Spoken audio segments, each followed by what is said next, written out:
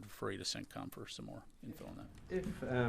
If Iran is to strike a target inside Israel, and would the you've talked a lot about the ironclad commitment to Israel.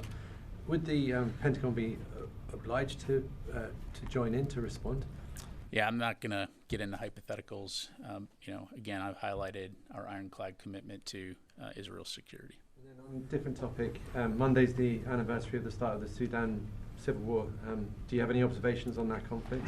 And do you have any assessments of Iran's role in it? I really don't.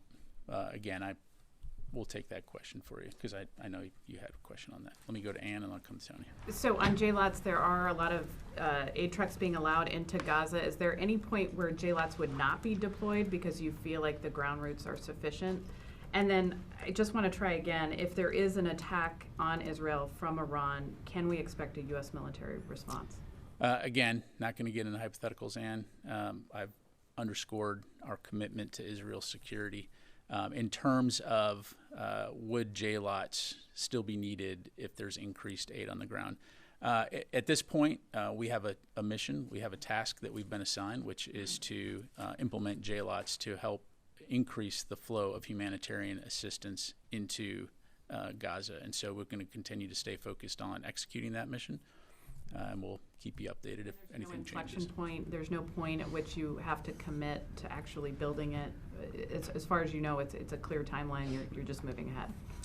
Yeah, I mean, we obviously, as I mentioned, we have a timeline that we've set. As in any operation, particularly one that's going to be conducted in a combat zone, there are variables which could affect that timeline. But as of right now, as I mentioned to Lita, we are on course to go operational at the end of the month, early May. So we'll keep you posted. Eunice. Thank you, General. You said that you're not going to speculate on anything when it comes to the U.S. response to possible Iranian attacks inside Israel. One U.S. senator suggested today that there be joint U.S.-Israeli strikes against Iran if there were such attacks against Israel. Are you ruling out anything at this point? I know you're not speculating, but is a joint U.S.-Israeli strike ruled out in this department?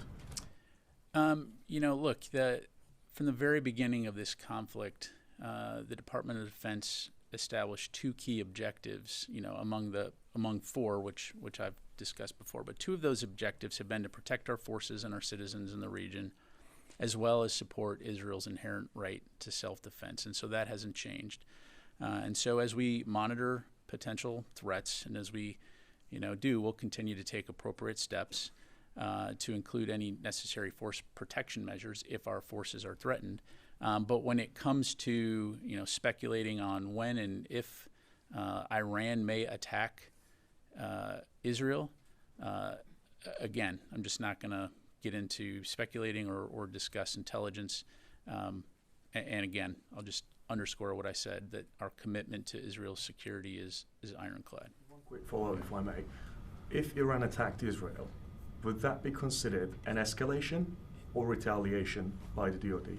Again, I'm not going to get into hypotheticals. Let me go to the phone.